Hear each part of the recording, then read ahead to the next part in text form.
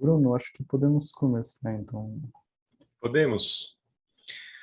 Bom, com muita honra dou início aos trabalhos dessa sessão vespertina do evento de 100 anos de Tractatus. Gostaria de apresentar, então, o conferencista primeiro, né? Professor Dr. Paulo Estrela Faria, professor da Universidade Federal do Rio Grande do Sul, fundador e vice-presidente da Associação Latino-Americana de Filosofia Analítica, né, que tem pesquisa em metafísica, epistemologia, filosofias da lógica e da linguagem, história da filosofia analítica. De uma vasta obra, eu seleciono 2 itens, não seu livro recente, Time, Thought and Vulnerability, de 2021, e o verbete Bertrand Russell no Routledge Handbook of Philosophy of Memory. Então, sem mais delongas, passo a palavra Paulo.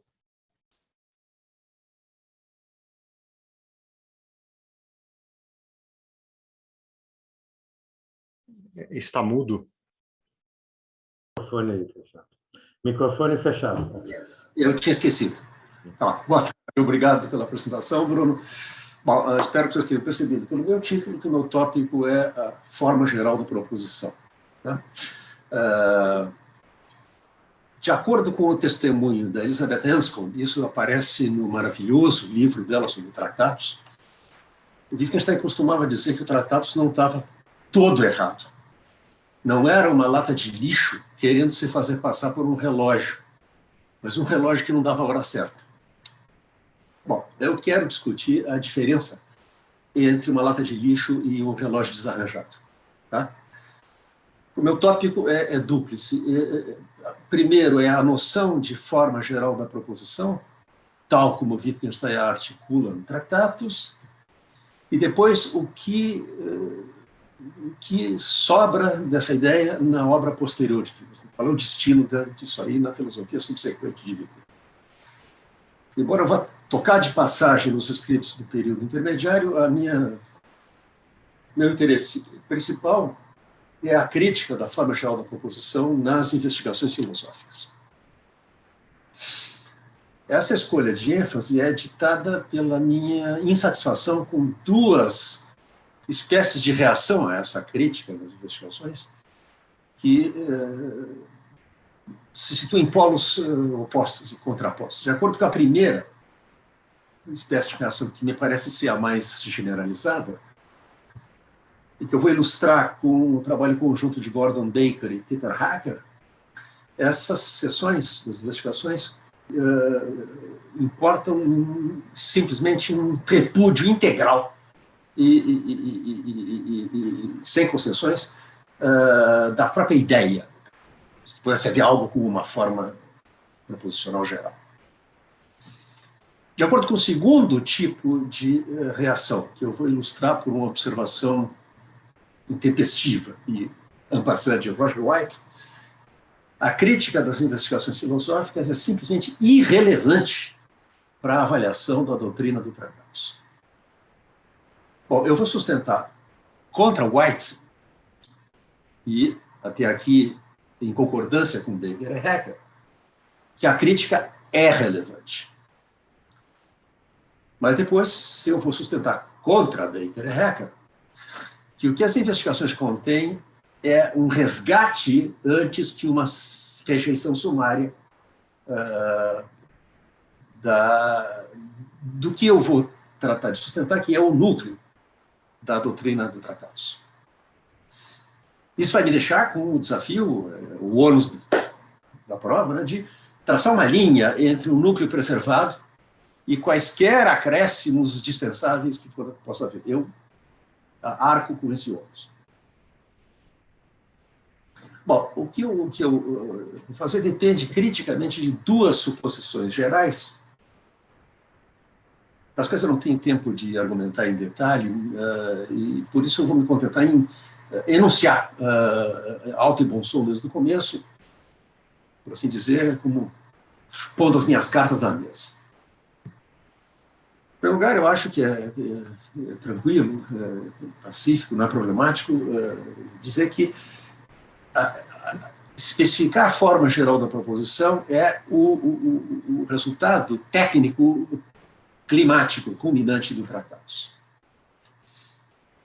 Também parece não problemático dizer que o significado de qualquer questão técnica tratada no Tratados é, em última instância, filosófico, dado que esses ganchos e manipulações, como ele escreve em 5.511 do trabalho do lógico, estão subordinados à tarefa de esclarecer o pensamento, que é o propósito próprio da filosofia. Conjugando essas duas afirmações, nós chegamos ao resultado de que especificar a forma geral da proposição é, ou em todo caso, chegaremos lá, deveria ser, o principal resultado filosófico do Tratados, que é precisamente o que torna tão importante entender o que é feito desse resultado na obra posterior de Wittgenstein. Agora, bem, essa concepção, essa abordagem tem que ser qualificada por uma compreensão da tarefa entregue por Wittgenstein a seus leitores. Em outras palavras, pela explicitação de como a especificação da forma geral da proposição deve ser usada como uma ferramenta na clarificação lógica de pensamentos. Com esse propósito em vista, duas condições têm que ser satisfeitas de saída. A primeira condição é assegurar que nós compreendemos o nexo entre a forma geral da proposição e, tanto, por um lado, a assim chamada teoria figurativa do significado, a picture theory, a doutrina da figuração, e, por outro, o que o próprio Wittgenstein diz ser seu pensamento, ideia fundamental, a saber que as constantes lógicas não representam. Então, que, como método das tabelas de verdade deve tornar manifesto, não há objetos lógicos. Bom, para começo de conversa, a doutrina da figuração e a doutrina das funções de verdade são uma e a mesma coisa. Não é como se a doutrina da figuração se aplicasse às proposições elementares e a doutrina das funções de verdade às funções de verdade das proposições elementares. Esse é um mal-entendido amplamente disseminado. Acho que é por isso que Anscombe, que eu estou seguindo aqui, como em outros aspectos da minha exposição, apresenta a teoria da figuração no segundo dos 2 capítulos do livro dela sobre a negação, sobre a operação lógica mais fundamental. As proposições elementares são elas próprias funções de verdade, isso não é mera façon de parler. Se você pega, por exemplo, todas as 16 funções de verdade binárias, você vai ter, que Wittgenstein lista, por exemplo, em 5.101 do Tratados, você vai ter aquela função de verdade cuja linha é verdadeiro, falso, e isso é equivalente a P. E você vai ter aquela função cuja linha é verdadeiro, falso, e isso é equivalente a Q.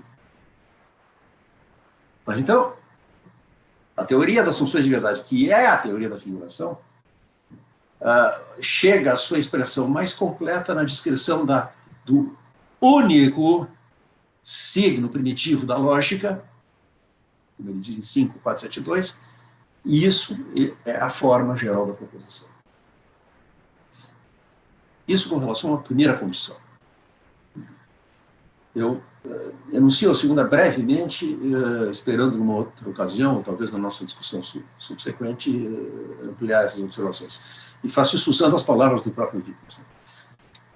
A primeira sentença do prefácio do Tratados diz, amplamente conhecido, esse livro talvez seja compreendido apenas pelos que já pensaram os pensamentos nele expressos, ou pelo menos pensamentos semelhantes. Portanto, não é um manual.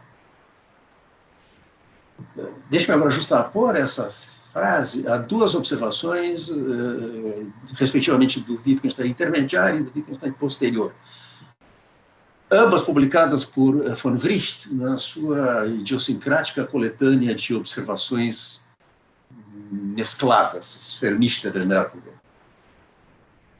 Em 1931, 13 anos depois da conclusão, do completamento do Tratatus,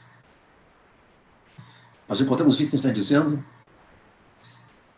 eu devo ser apenas o espelho em que o meu leitor pode ver seu próprio pensamento com todas as suas deformidades e, assim, auxiliado, retificá-lo. E depois, numa observação de 1948, 3 anos depois do completamento das investigações parte 1, mas isso hoje em dia devia ser implícito, só tem parte 1 mesmo, tudo o que o leitor puder fazer por si mesmo, deixe para o leitor. Longe de querer subestimar aqui as mudanças no pensamento de Wittgenstein entre 1918 e 1948. Estou falando exatamente sobre uma dessas mudanças, e uma grande mudança.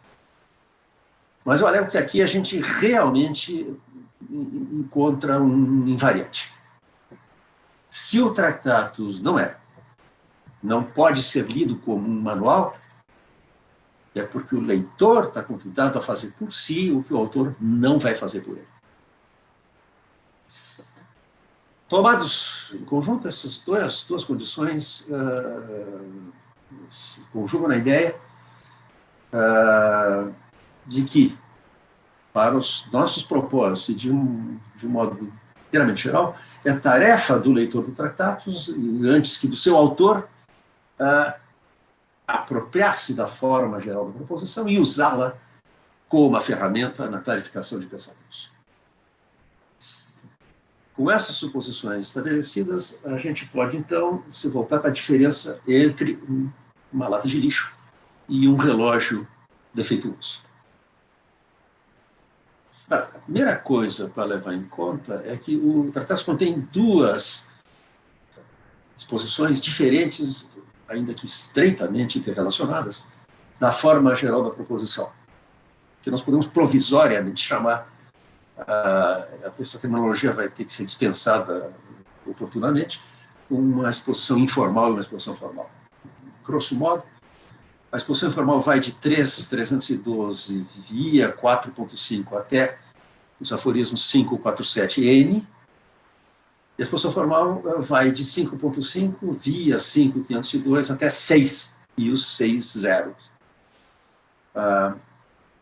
Cada uma se somaria num breve enunciado. Respectivamente, 4.5, a forma geral da proposição é assim estão as coisas. E em 6, a forma geral da função de verdade, e aí Wittgenstein tem aquele símbolo que representa o resultado da aplicação de uma operação de verdade, a negação simultânea, a todos os valores de uma variável proposicional. E ele diz, isto é a forma geral da proposição. Aparências à parte, todavia, a exposição formal não vem se substituir à exposição informal. Se supõe, ao contrário, que o leitor do Tratatus trabalhe com ambas, movendo-se à frente e atrás, no esforço de ver, através do que nas investigações ele vai chamar a bruma do entendimento, o modo como proposições são obtidas a partir de outras proposições, através do que Wittgenstein chama operações de verdade. Enscombe tem uma excelente explicação dessa noção de operação de verdade, uma explicação que usa um exemplo que não está em Wittgenstein, e, no entanto, está perfeitamente no espírito do Tratatus. Eu cito Enscombe agora. Tome-se uma relação em sua conversa. Por exemplo, marido de e mulher de. E considerem-se as duas proposições A é marido de B e A é mulher de B. Introduzimos agora uma operação chamada conversão, cujo signo ela escreve CNV, eu vou ler converte, esse signo colocado diante de um termo relativo, R qualquer, vai dar o seguinte, né? Em vez de escrever, por exemplo, BRA, a gente escreve A converte RB. Assim, A converte marido de B, enfatiza a relação interna de duas proposições, as proposições A é marido de B e A é mulher de B, exibindo a segunda proposição como resultado de uma operação sobre a primeira. De fato, uma operação que só poderia ser aplicada a proposições dessa forma relacional. Que as duas proposições no exemplo de Anscombe estão internamente relacionadas não significa nem mais nem menos que A converte marido de B é o resultado da aplicação da operação converte a A é marido de B. A operação pode ser aplicada sucessivamente, é essencial a uma operação que ela possa ser aplicada sucessivamente, mas, e até aqui, tal como a negação, a aplicação sucessiva só vai nos dar a alternância entre a proposição de base, a RB, e a sua função de verdade, BRA. A essa altura, a gente poderia protestar contra isso, e dizer que, bom, de maneira muito mais intuitiva, uma proposição relacional assimétrica, a RB e a sua conversa no sentido de Russell, que o Russell escreve BR, um R com um ganchinho em cima, A, também são uma função de verdade da outra. Se Abraão é pai de Isaac, então Isaac é filho de Abraão. Qual é que é o propósito de introduzir uma operação tão artificiosa como o converte de Anscombe? A resposta é que, da perspectiva de Wittgenstein, ARB e BR conversa A são uma e a mesma proposição, na medida em que têm exatamente as mesmas condições de verdade. Assim, Abraão, pai de Isaac, é uma função de verdade de si mesmo, como exige o princípio de extensionalidade. A proposição elementar é uma função de verdade de si mesmo. A distinção entre relações internas e propriedades internas e genuínas relações externas e propriedades externas nos deve permitir dispensar a questão disputada que opunha de um lado Moore e Russell, do outro lado Bradley e Bosanquet, se todas as relações são internas ou externas. A resposta é nem uma coisa nem outra, porque a disputa está comprometida por um uso equívoco do termo relação. Com mais tempo, eu ia fazer um percurso pausado, via 3.3 até 3.312, para introduzir a noção de expressão, no curso de cuja explicação, o Wittgenstein introduz pela primeira vez a noção de forma geral. Em 3.311 ele escreve: uma expressão pressupõe as formas de todas as proposições em que pode ocorrer. É a marca, a característica comum de um conjunto de proposições. E aí diz em seguida, ela é, portanto, representada pela forma geral da proposição que caracteriza. E por essa via, a gente chega finalmente em 426 a noção de conceito formal. Como relação, um número de termos conceituais, incluindo conceito, objeto, complexo, fato, número, cor, etc., tem dupla militância, dizer assim. Como termos conceituais próprios, se diz, por exemplo, há dois objetos tais que, e como engrenagens girando no vazio, no discurso filosófico. Há objetos. Tá? Variáveis são introduzidas para representar conceitos formais em contraste com conceitos em sentido próprio. Tá? Assim, se, por exemplo, cor é usado como sinal para um conceito empírico ou para um conceito formal, se torna manifesto quando você substitui essas palavras por variáveis. Tá? É assim que uma conceitografia correta é usada. Tá? Chegamos a essa ideia de que a expressão de uma propriedade formal é um aspecto de certos símbolos, que o signo que significa as características de um conceito formal é consciente um traço característico de todos os símbolos cujos significados caem sobre o conceito. A expressão do conceito formal é, por conseguinte, uma variável proposicional em que apenas essa característica, esse traço característico é constante. Isso é 426 e 427. A variável proposicional significa o conceito formal. E seus valores significam os objetos que caem sobre esse conceito. Por fim, 41271, toda variável é um signo de um conceito formal. Numa conceitografia correta, a diferença entre há dois objetos no meu bolso e há objetos se expressa pelo fato de que uma variável pode substituir o objeto na primeira proposição, há dois objetos no meu bolso, que vai nos dar uma fórmula bem formada na qual a variável x vai estar ligada pelo codificador existencial, enquanto nada pode substituir objetos na segunda. Há objetos. Inevitavelmente, fatalmente, um contrassenso. Agora, bem, proposição é um conceito formal. Um dos mais importantes, se não o mais importante de todos, aqueles que uma conceitografia correta deve lidar. A gente tem todo jeito de perguntar, então, existe algum uso não filosófico, cotidiano, corrente, de proposição? Em outras palavras, a gente pode usar essa técnica de substituir a palavra problemática por variáveis para representar o trabalho, a tarefa que proposição pode estar cumprindo no nosso pensamento, no nosso discurso? Eu vou tentar mostrar que essa tarefa não pode ser a mesma no tratados e nas investigações, mas não pelas razões esposadas por Baker e Hacker. A forma geral da proposição, diz Wittgenstein em 453, é uma variável. É a forma do termo geral de uma série formal. É por isso que a sua introdução é precedida pela introdução do conceito de operação e pela distinção crucial entre funções e operações. Muito bem, é uma variável. Como é que nós especificamos os seus valores? Em particular, como é que a gente faz isso sem violar o que Poincaré e Russell chamaram o princípio do círculo vicioso?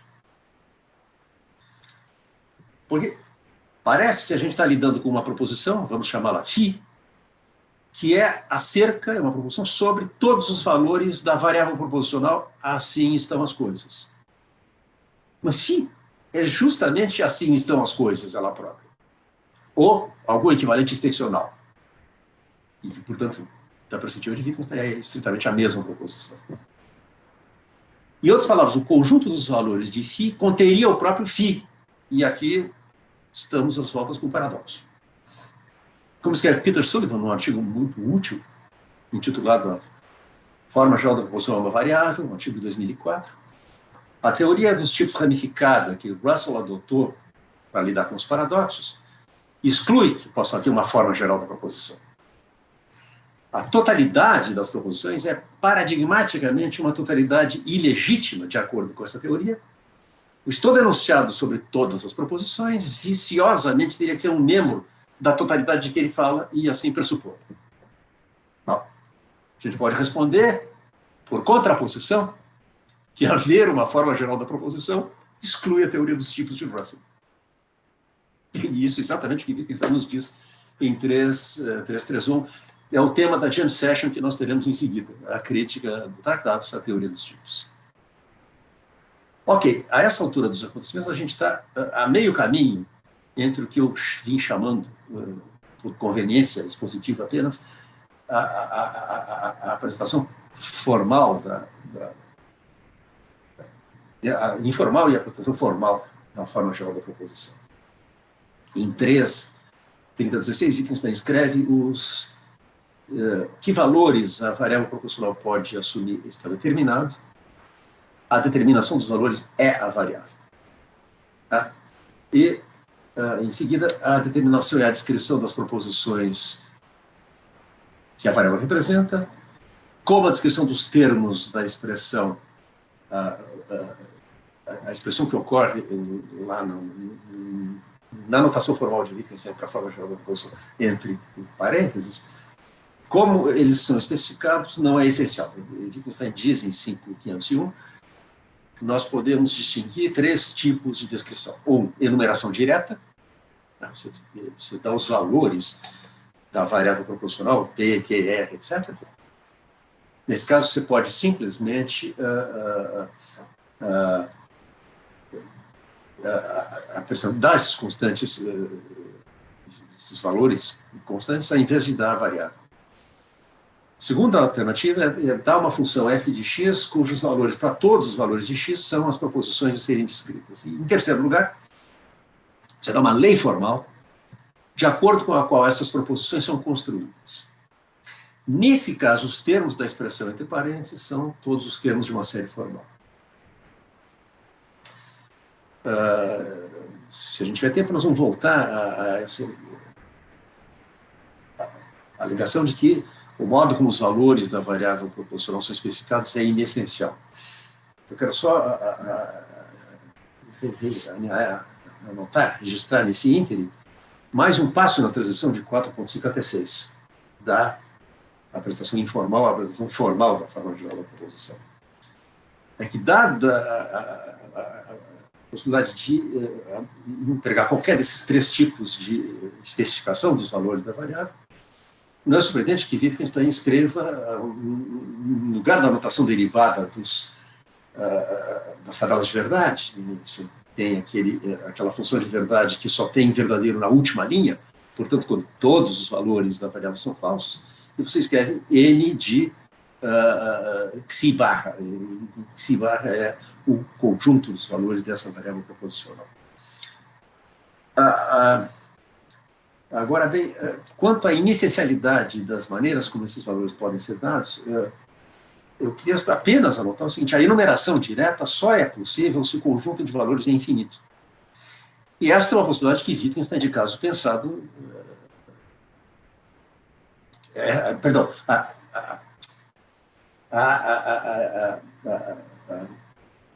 enumeração direta só vai ser possível quando o conjunto é um conjunto finito. E essa possibilidade Wittgenstein, de caso pensado, exclui. É por isso, é essencialmente por isso, que ele introduz o operador infinitário n no lugar da barra de Sheffer. Tá? O segundo método que a gente viu envolve dar uma função f de x tal que cada um dos seus valores, para cada valor de x é a proposição a ser descrita. E o terceiro método em dar uma lei formal de acordo com a qual as proposições são descritas. Aqui todos os valores da variável são termos numa série formal, e é isso que a apresentação formal da forma geral da proposição, que é necessariamente a forma de uma função de verdade, obtém. A forma geral da proposição é a forma de uma função de verdade, que na notação da proposição 6 é explicitamente apresentada como o resultado de uma operação. Para saber, a negação de todos os valores da variável proposicional xi, nem xi1, nem xi2, nem xi3. Porque negação conjunta, a negação alternada, não xi1 ou não xi2, não, obteria o mesmo resultado. Uma testa princípio matemática, em que os coletivos primitivos são disjunção e negação. Tá? Aqui, como o Wittgenstein observa, aqui você indica o modo como uma anotação possível pode nos dar informação geral. Tá? Se a gente parasse para perguntar por que negação, eu ia convidar todo mundo a pensar mais sobre a teoria da figuração e, portanto, sobre a bipolaridade da proposição. Tá? E a ideia discutida na palestra do João Virgílio hoje, que a negação inverte o sentido da proposição e chegar por essa via a 6. Tá? Tanto o fato, se você pegar a figurinha lá dos notebooks dos homens esgrimindo, tanto o fato que P quanto o fato que não P são representados pela figura dos homens esgrimindo.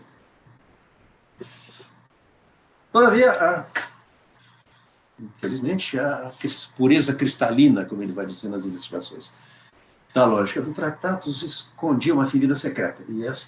E aqui, essa é a chave para entender por que esse relógio não dá a hora certa. é o problema intratável das formas possíveis das proposições elementares de que se ocupam os aforismos do grupo 5.55. O problema é suscitado pela tensão entre, de um lado, o requisito de que as formas possíveis de proposições elementares sejam conhecidas a priori, por contraste com serem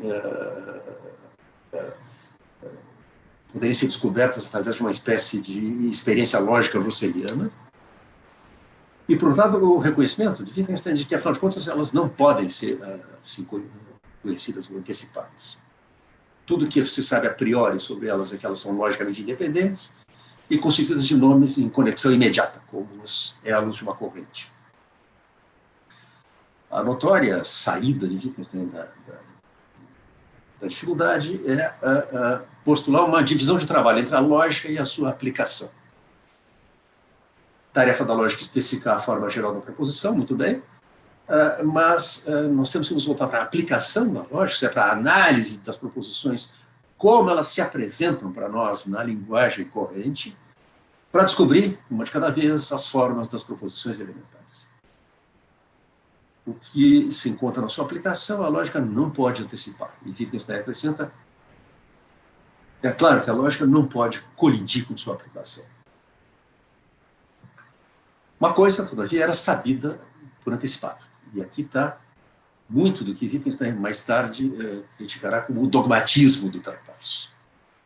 É que estava fora de questão que a aplicação da lógica pudesse revelar quaisquer proposições que fossem elementares, isso é, não suscetíveis de análise ulterior que preservasse a forma proposicional, mas, ao mesmo tempo, que não fossem logicamente independentes de qualquer outra proposição. De onde a infeliz nota promissória, que é endereçada ad hominem, a Russell, a asserção de que um ponto no campo visual tem duas cores diferentes e, ao mesmo tempo, é uma contradição. Essa é a novidade dramática de Some Remarks on Logical Theory, em 1929. A descoberta, entre aspas, né, de que, afinal de contas, há relações internas entre proposições elementares. A descoberta, nas palavras, de uma tremenda colisão entre a lógica e a sua aplicação. A asserção de que um ponto no campo visual tem duas cores diferentes ao mesmo tempo não é uma contradição. Nenhum conjunto no produto lógico, A é vermelho e A é verde, nega o outro, ainda que não possam ser ambos verdadeiros.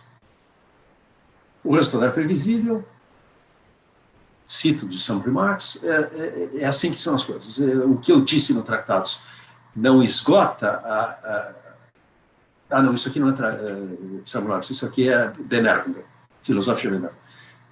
É assim que são as coisas. O que eu disse no Tratados não esgota as regras gramaticais para e, não, ou, etc. Antes, há regras para as funções de verdade que lidam também com a parte elementar da proposição. O que seja o que mais for verdadeiro, e é bastante coisa, embora não para os nossos propósitos aqui, essas regras não podem ser estritamente verifuncionais. Né? E a essa altura pareceria que nada mais resta da grandiosa visão do Tratados. À primeira vista, e aqui eu tento dizer, à primeira vista, assim estão as coisas. Mas não é assim que estão as coisas para a vida. E isso é atestado pelas sessões 114 e depois 134 a 136 das investigações. Eu não tenho tempo de apresentar um comentário detalhado dessas sessões e vou me ater ao essencial. E espero mostrar para vocês que o que eu chamei o núcleo da doutrina da forma geral da proposição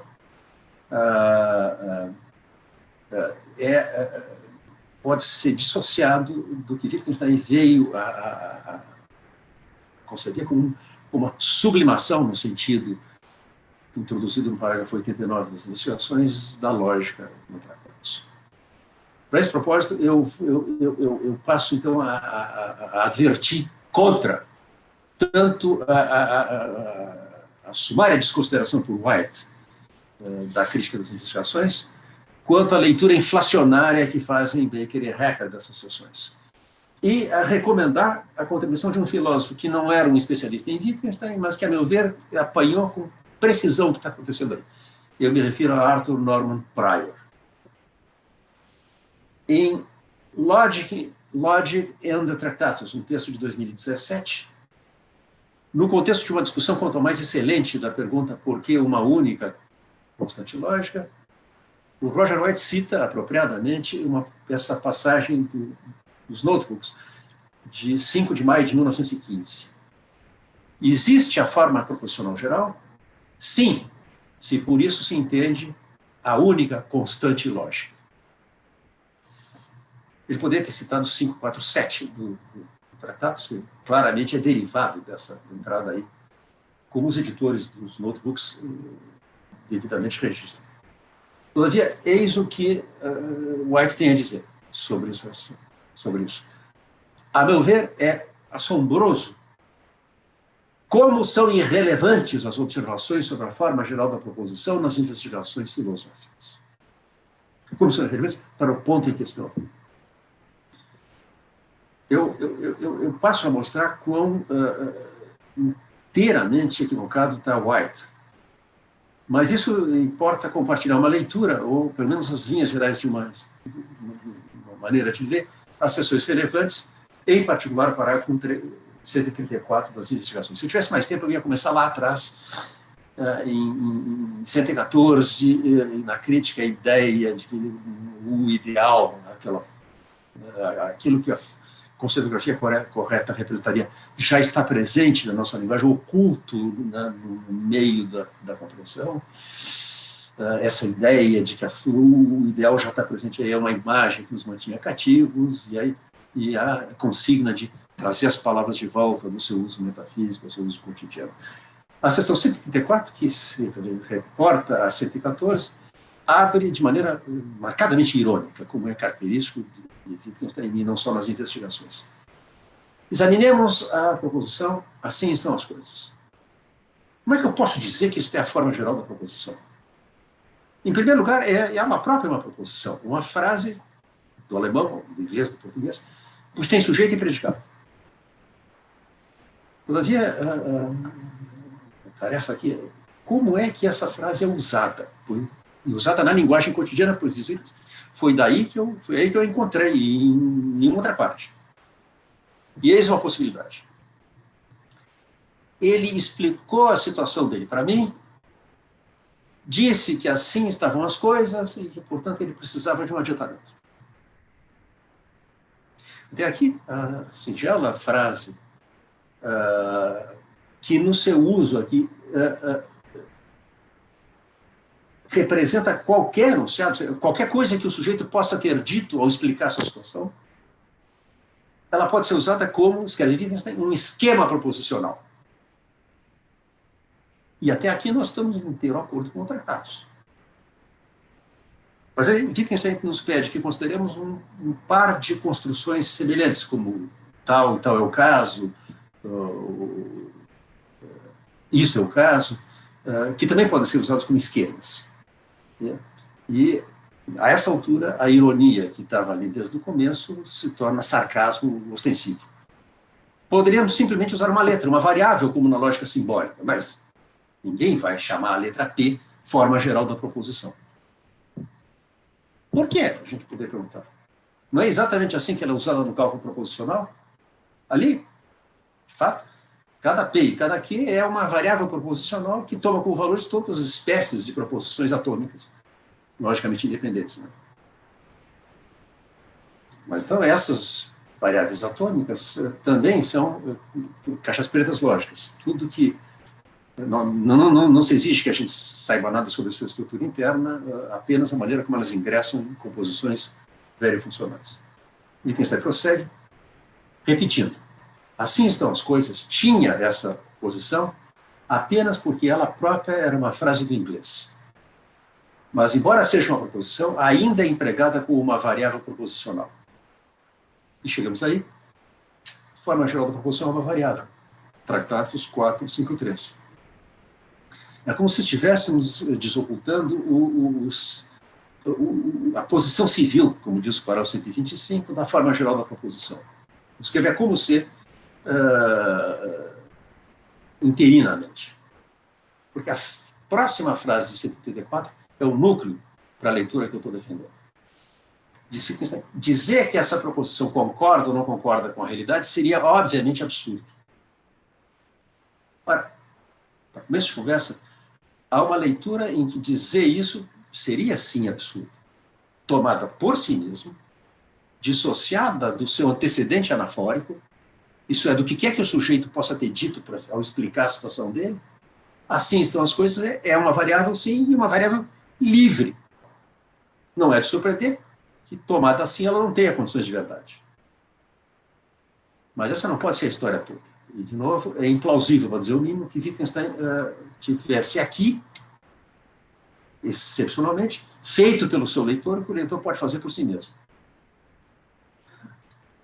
Suponha que Laura diz, está chovendo a cântaros o dia todo.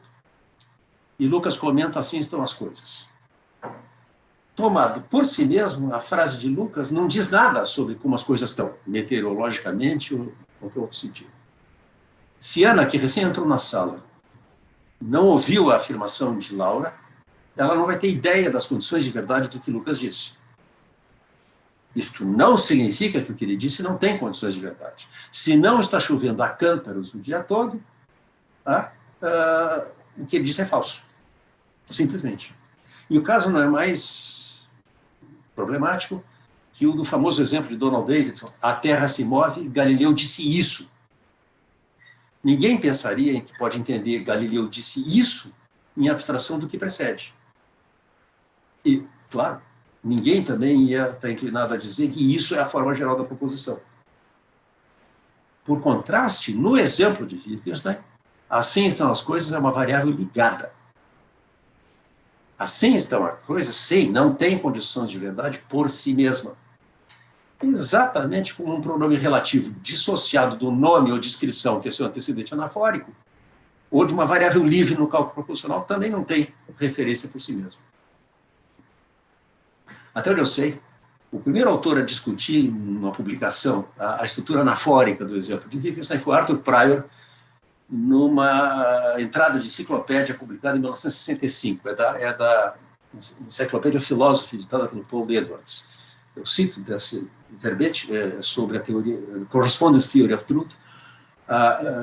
Prior escreve, assim estão as coisas, é uma variável proposicional na linguagem ordinária, no mesmo sentido em que um pronome é um nome variável na linguagem ordinária.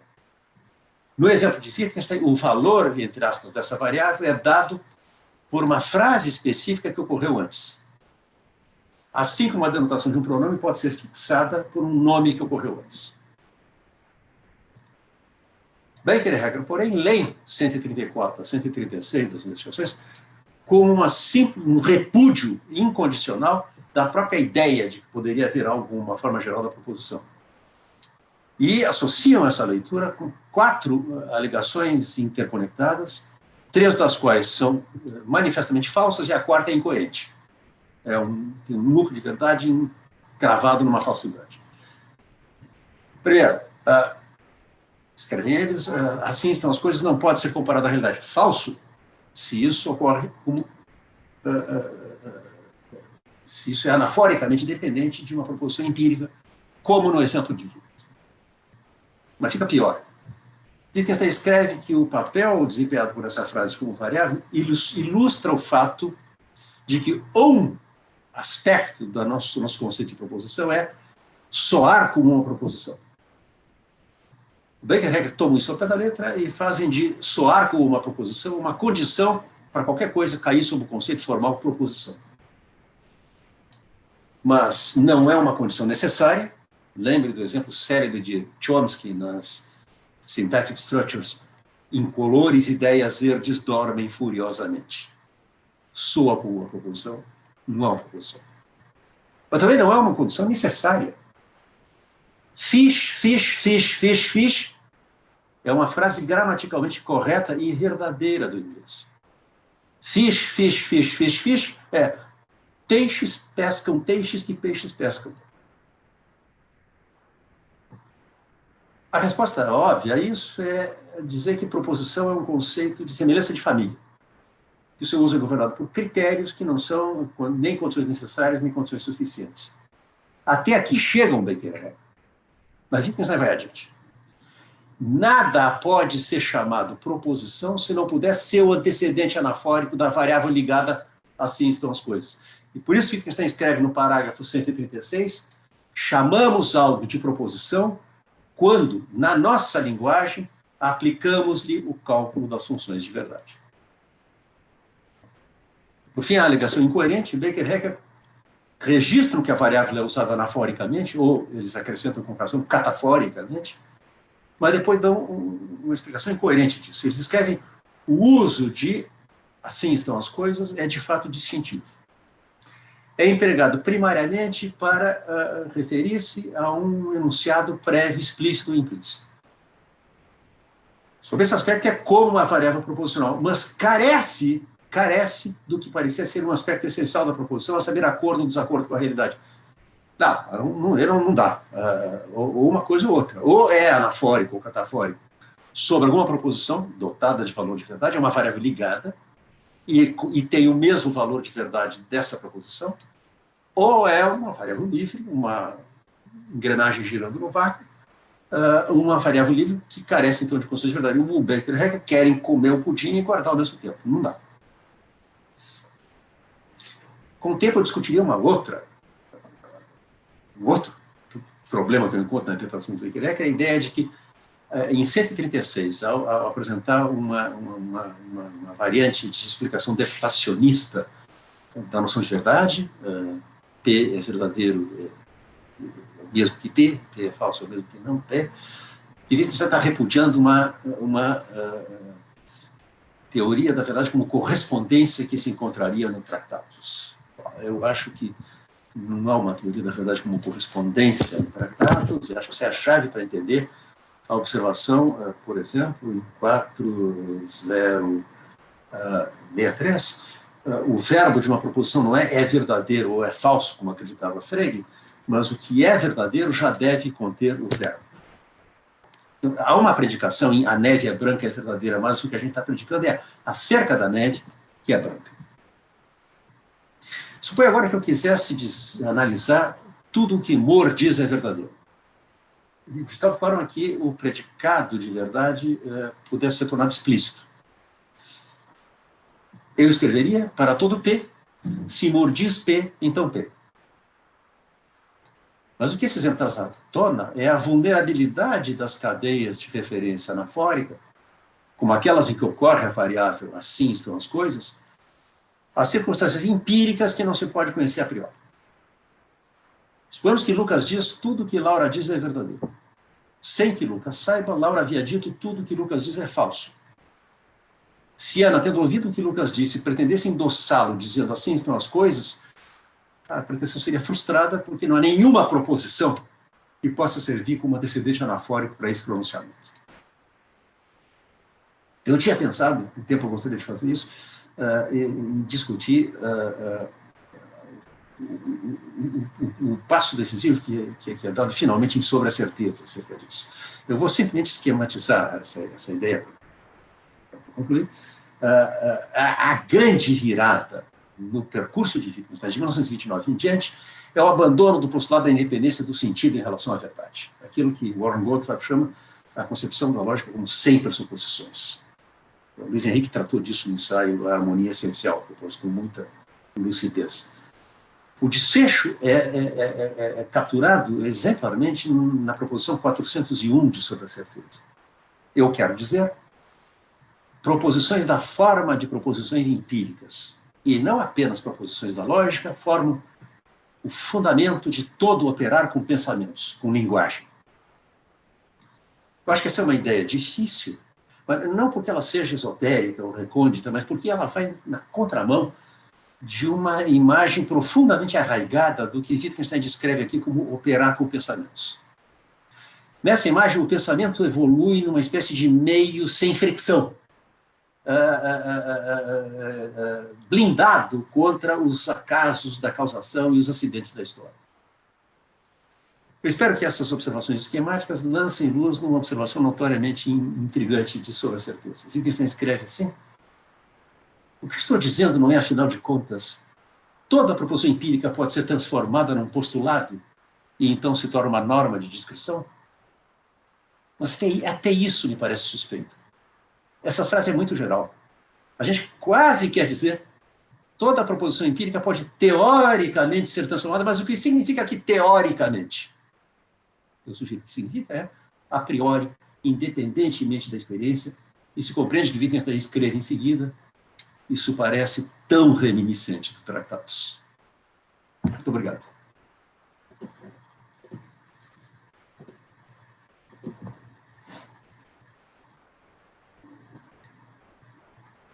Obrigado, Paulo. Bom, eu abro para questões. Acho que a gente poderia usar esse mecanismo do Zoom. Vejo que Mauro Engelmann, se quiser.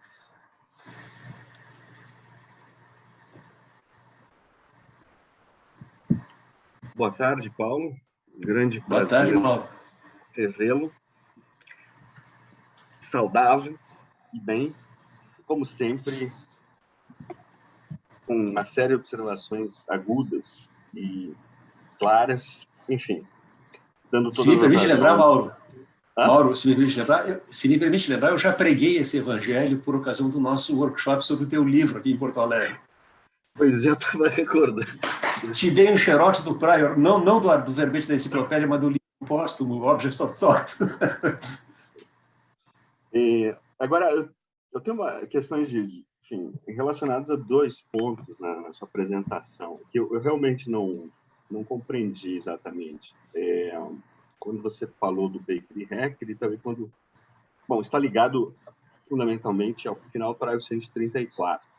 Eu acho que esse final é particularmente interessante porque ele, em grande medida, indica também como você deve ler o tratado. Não é? Sim. Quer dizer, a forma geral da proposição, se você disser que isso tem um caráter de proposição no sentido de polaridade, mas você está dizendo um não. Isso é essencial para distinguir as características formais que você muito bem descreveu, né? Quer dizer, a distinção entre conceitos formais e conceitos propriamente ditos, você evidentemente corretamente fez antes de... Né? Enfim, mas você aqui, quando você tratou disso, eu não compreendi exatamente qual era... Claro, eu entendi a questão quanto a soar como uma proposição contra o Baker e Hecker e tal, mas eu não entendi o que você fez com relação a tratados quando você tratou dessa parte, dizer que uma proposição que concorda ou não com a realidade, enfim, a forma geral, é um nonsense. E aí você diz assim, olha, veja, claro, você introduziu a questão da NAFRA, no caso, você diz, olha, está ligado a um grupo, enfim, eu estou fazendo referência a um grupo de proposições que eu disse antes, está ok. Agora, no tratado, a forma geral, e é isso que eu não entendi no que você disse, a forma geral ela está descolada, basicamente, disso. Né? Quer dizer, ela não é apresentada anaforicamente, porque você não tem... Não. O que é maravilhoso é que nas investigações ele mostra o que tornou possível pensar que aquilo podia funcionar como forma geral da proposição. Ok, sei, ok. Então, mas então tá, quer dizer, então há alguma questão. Então, quer dizer, qual seria então a crítica em relação a isso? Quer dizer, significaria que o Tratados, então, apresenta ao seu ver, nesse caso, ele apresenta essa forma geral, sem lastro, no caso, porque não apresentou antes uma listagem qualquer? Qual é a dificuldade, de fato, que há aqui? Quer dizer, qual é a crítica, então, nessa parte final? Eu entendo a crítica... Desculpa. Não se trata de apresentar uma listagem. Há três maneiras de especificar os valores daquela variável proporcional. O primeiro é a enumeração. Mas o Wittgenstein precisa dos outros dois casos, porque ele tem que dar conta do caso em que o conjunto dos valores da variável é um conjunto infinito. Né? Nós temos de ter acordo quanto a isso. Né? Mas também porque ele não apresenta, quer dizer, a base da operação, que seria a substituição implementar. Certo? Que é uma coisa mais grave acontecendo. Né? Sim. Então, então, na verdade, não há esse lastro, porque pela outra questão que é a da análise final. Você muito bem indicou que havia um problema quando você falou da aplicação da lógica e da própria lógica. Sim. Então, o problema do laço seria esse problema, de fato, da análise final, que é introduzido de uma forma aguda em 29, no caso. É isso que você estaria... Assim, Sim, okay. sim, isso. Então, tá, obrigado. E só uma outra questão, você passou rapidamente sobre, quando você falou da teoria dos tipos, do tractatus. Bom, se a... Nosso próximo assunto. O modus ponens de um, o modus tollens de outro, né? O velho... Porque, exatamente, da perspectiva russeliana, a teoria dos tipos exclui que possa haver uma forma geral da proposição. Por contraposição, a forma geral da proposição exclui que possa haver teoria dos tipos. Mas você não... ok, mas fora isso, você falou assim, no fim é isso que o tratado está dizendo lá no grupo 3.3, mas é só isso que você acha que está em questão quanto à exclusão da teoria dos tipos? Quer dizer, do jeito que se apresentou, pareceu bastante dogmático, né? Sim. Mas não haveria algum outro argumento para a exclusão da teoria dos tipos, a seu ver? Que não seja simplesmente a forma geral contra a teoria dos tipos? Ou... Não. É claro que não é só isso. É claro que não é só isso. Nós vamos discutir isso justamente na Jam Session. É claro. Okay. Seguindo aqui a ordem, acho que o Anderson primeiro, depois João Virgílio. Obrigado, professor Paulo Faria, pela exposição. Eu queria entender, fazer uma pergunta de esclarecimento. Eu queria entender um pouco melhor as suas razões para negar que o Tractatus tenha defendido uma teoria da verdade como correspondência, né? Você mencionou a ideia de que, ok, a proposição já contém o verbo, mas eu tenho dificuldade em entender como isso levaria a uma rejeição da teoria da correspondência. Quando eu leio essa afirmação, eu penso, olha, o que o Wittgenstein está dizendo é contra Frege, que... por favor. Não, eu acho que a primeira coisa a dizer é que ele está sendo injusto com o Frege nessa passagem. O Frege viu essas coisas mais lucidamente, talvez, do que qualquer outro filósofo antes dele. Saber que a equivalência entre P e P é verdadeiro atesta que, quando a gente diz que uma proposição é verdadeira, a gente não está atribuindo nenhuma propriedade à proposição, a gente está sempre afirmando a proposição. Então, num texto que Wittgenstein não podia ter conhecido, que é do Nachlass, do Frege, né, grundlegenden logischen Einsichten, o Frege escreve a palavra verdadeiro parece tornar possível o impossível. Para saber que a expressão da força sertórica apareça como uma contribuição ao pensamento. Tá? E ele diz, embora essa tentativa aborte, ou justamente porque ela aborta, indica algo que é característico da lógica, pois a lógica não se ocupa de modo algum do que está contido na palavra verdadeiro, mas da força sertórica como uma proposição é proferida. Me parece que se você tivesse lido isso, ele não ia dizer que ele está se opondo a Frege. Não, mas ele se opõe, me parece que ele se opõe ao Frege no sentido de que para o Frege você tem uma suposição, uma aname, né, que depois vai ser acerida por meio de um ato, por assim dizer, externo à proposição ela mesma, né? E ao passo que o Wittgenstein vai dizer, olha, esse traço de juízo é dispensável, eu não preciso disso, a proposição já contém o verbo, né? E a propósito, na tua exposição, né, você citou o livro da Enscombe, e a Enscombe vai retomar aquela figurinha dos notebooks, onde tem dois guerreiros se degladiando, e dizer, olha, uma proposição pode servir tanto para dizer como as coisas são, quanto para dizer como as coisas não são, né? Mas isso me parece contrária a essa ideia, então, de que a proposição já contém o verbo, porque o Jean-Philippe Narbut diz que na leitura da Enscombe ela parece aproximar por demais o Wittgenstein do Frege, de maneira a conceber a figuração como não contendo o verbo, como podendo dizer como as coisas são e como as coisas não são, e portanto o verbo, a força do verbo, essa força ela precisa ser adicionada a um radical de frase, né? Exato. Yeah. Então, não, eu concordo que essa ideia de anane não é da filosofia posterior, já no Tratados ela é recusada, sim. mas então, eu não acho que... retornando à pergunta, então eu não consigo ver muito bem como é que nós temos aqui uma recusa da teoria da verdade como correspondência. Eu acho porque se eu tenho qualquer coisa que é uma proposição, tá? Então eu tenho uma proposição acerida. Tá? A barra do juiz não vem se acrescentar a isso. Eu acho que Wittgenstein custou um pouco para chegar nessa ideia, porque se a gente vai para as Notes on Logic, ele diz que só há proposições não aceridas, que só interessa a lógica a proposição não acerida. Isso muda completamente de figura. Tá?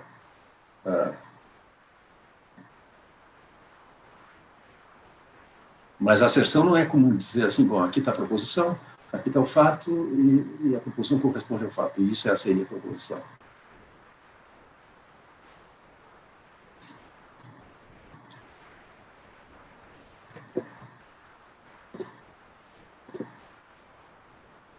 Ok, obrigado.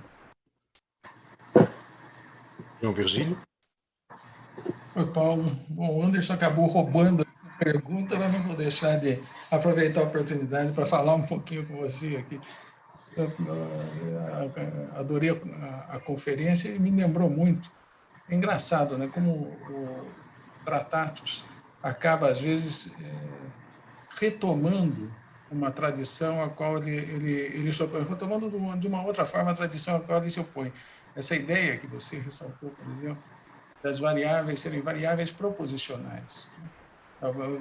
Ocultas sob qualquer quantificação, ou mesmo sob qualquer função de verdade usual. Está uma variável proposicional no tratado. E que era a ideia. O Russell, talvez seja... Não sei se depois do Russell algum lógico foi doido o suficiente para desenvolver essa ideia, provavelmente sim, mas que eu conheço, o Russell é o único autor de peso de destaque que usa, né, essa noção de quantificação sobre termos e, portanto, sobre proposições, porque ele define a proposição a partir... O Pryor que eu citei faz isso com a maior desenvoltura. Para todo... Não conhecia. Então, E, aliás, eu usei uma forma canônica praioriana. Eu analisei tudo que Moore diz, para todo P, se Moore diz P, então P. E assim eu não uso verdade. Não uso predicado. Agora, é interessante que os tratados, em parte, pelo menos, retomam isso, porque toda quantificação ela se reduz a uma quantificação sobre proposições. A negação se aplicar sobre um conjunto formalmente selecionado de proposições. Né? O que me lembra, a única vez em que eu ganhei alguma coisa escrevendo um artigo, que foi aquele vinho que eu ganhei de você aí no Rio Grande do Sul. Porque... Como é possível negar um nome? Negar nome. O nome é uma variável proposicional também, né? Também. Eu vou destacar uma parte da sua fala que eu não entendi muito bem, queria entender melhor, que é quando você critica a leitura do Baker e Hecker dos Atzklang. Quer dizer, tudo bem, não é condição suficiente, não é condição necessária, mas não sendo, qual é a objeção? Nós tomamos ele está fazendo uma sátira, como você falou no início, né? Você foi enganado naquele caso simplesmente porque aquela fórmula linguística tem o jeito de proposição, não é? Mas você apresentou... Mas o Baker e o Hecker se dão por contentes com isso e ia dizer, proposição é um conceito por semelhança de família. Está certo isso, mas tem nada é proposição que não possa servir como antecedente anafórico de assim estão as coisas. Isso é explícito. Isso é um núcleo aproveitável da doutrina do tratado. Mas deflacionado reduz-se a isso. Então, há um sentido em que podemos continuar falando de forma geral da proposição. Sem vergonha. Não tem problema nenhum. Aí, no sentido de proposição assertiva, né? que tá Sim. Tá. Entendi. Obrigado, prazer falar contigo. Tchau. Eu que agradeço. Luiz Carlos Pereira.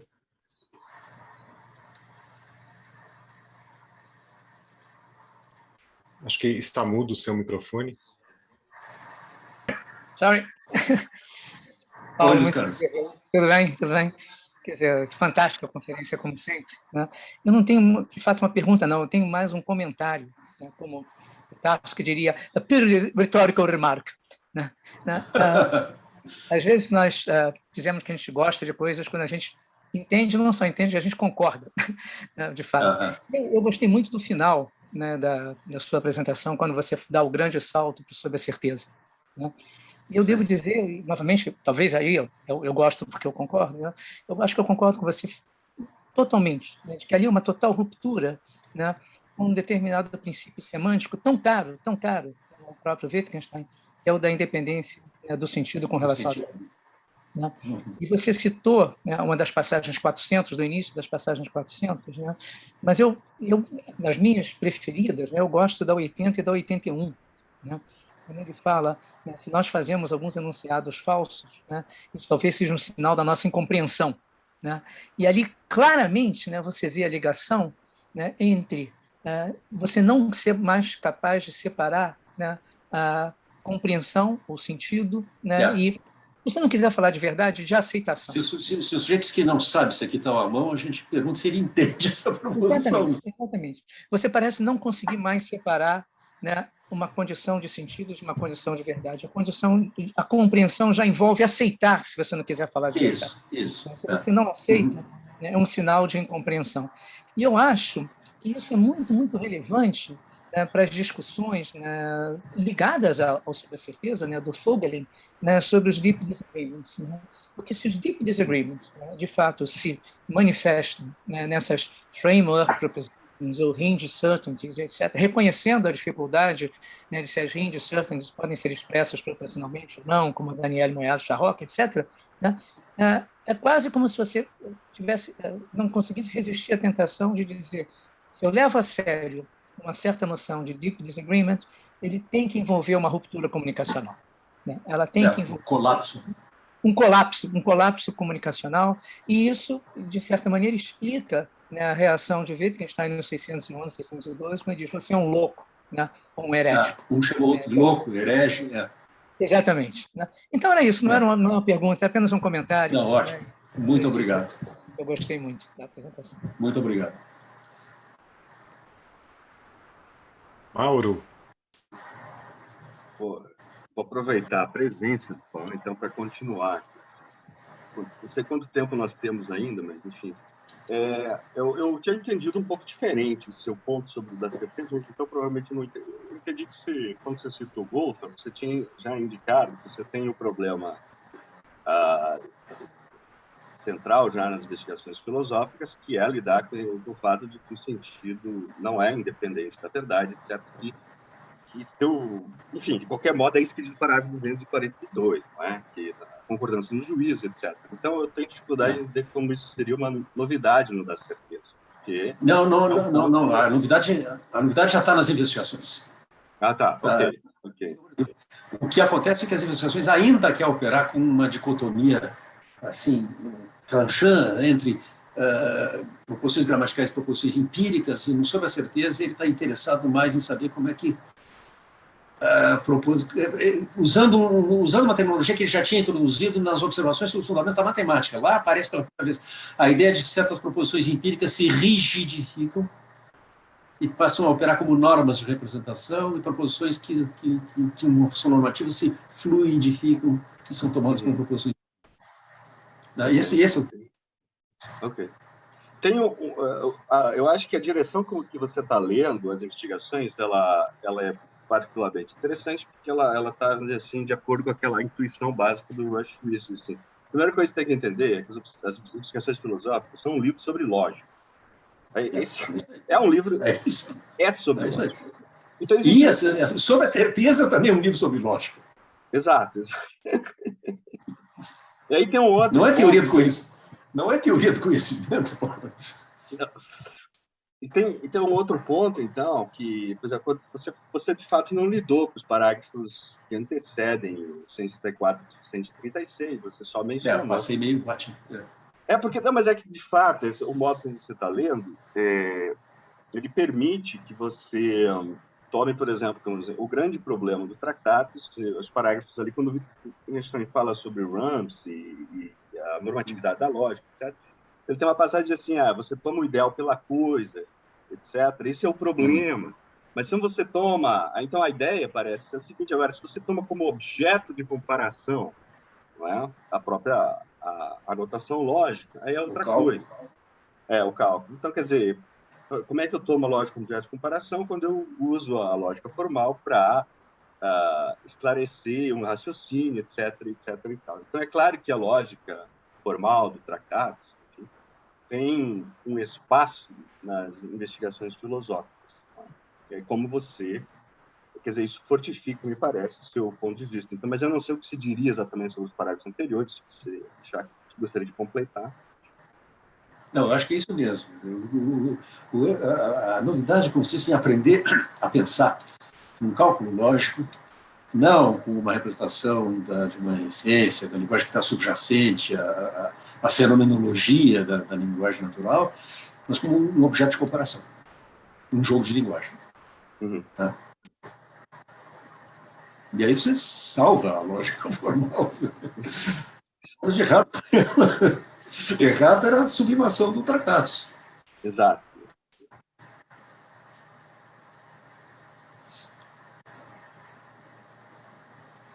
Nós temos ainda uns 5 minutos.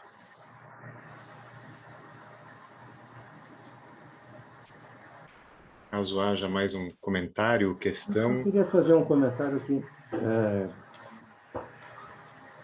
sobre a expressão, né, forma geral da proposição, que aparece, que é aparentada, né, é uma expressão diferente, mas que parece ser equivalente, que é a expressão. Não está ouvindo?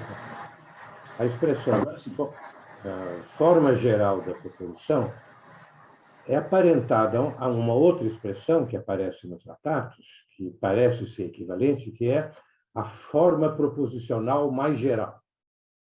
Tá? Então, e é interessante porque a forma proposicional mais geral é o que ele diz, as coisas estão assim. Tá? O que me remete, deixa eu achar que eu tinha localizado o número do... O que me remete a 4022, onde ele diz: a proposição mostra seu sentido, a proposição mostra como estão as coisas, se for verdadeira, e diz que estão assim. Né? Então, há um parentesco aí, acho que evidente. Né? Como é que eu entendo isso? Eu entendo que a proposição mostra na medida em que ela comporta nomes, mesmo que ela seja molecular, ela contém nomes que estão correlacionados a objetos, né? E a proposição, pela sua forma, ela mostra. Por que mostra? Porque ela não diz a forma que ela tem. Ela é como se a proposição tivesse um dedo apontado para ela própria, dizendo: olha, as coisas estão assim como os nomes estão em mim, né? Dessa mesma forma. Se você entender assim, a ideia de que as coisas estão assim é a forma geral, é a forma proposicional mais geral, o que ele está acentuando nesse momento é menos a ideia de que toda proposição é uma função de verdade de funções elementares, e mais a ideia de que toda proposição é uma figuração. Quer dizer, toda proposição é interessante porque a proposição diz que as coisas estão de uma certa maneira, mas essa maneira ela mostra. Então, tem um mostrar que é intrínseco à significatividade proposicional. Né? Então, a minha pergunta é, como eu estou um pouco desambientado com o Wittgenstein de modo geral e com as investigações, como é que essa ideia de que as coisas estão assim tem a ver com a figuratividade repercute nas sessões que você tratou das investigações.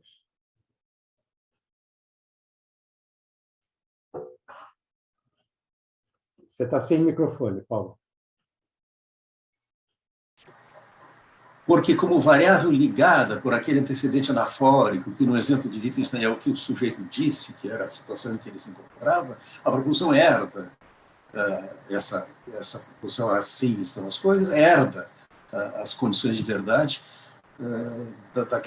daquelas proposições, ou conjunto de proposições que ocorre como seu antecedente anafórico. Então, herda, portanto, a capacidade de mostrar como as coisas estão e dizer que assim elas estão.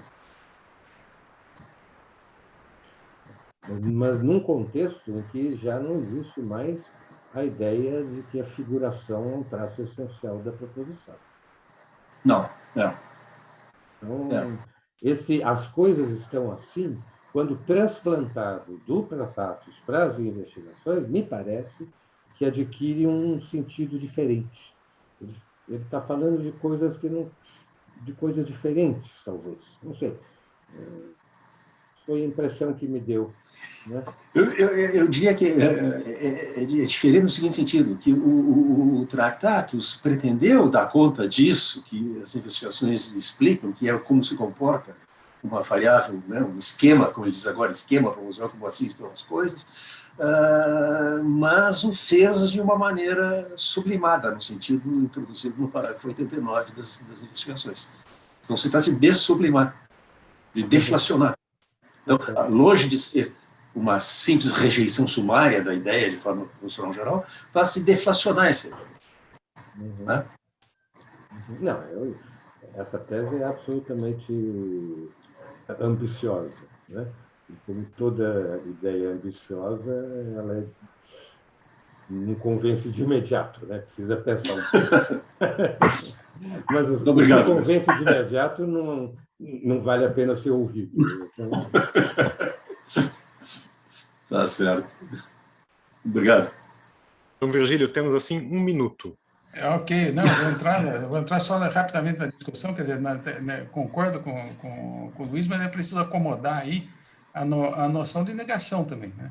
Então, vamos dizer, as coisas estão assim, a gente tem que ter um sentido ampliado de figuração, né? De tal maneira que nós tenhamos aquilo que eu discuti com o Luiz Carlos de manhã, ou seja, que a negação também mostre como é que as coisas estão.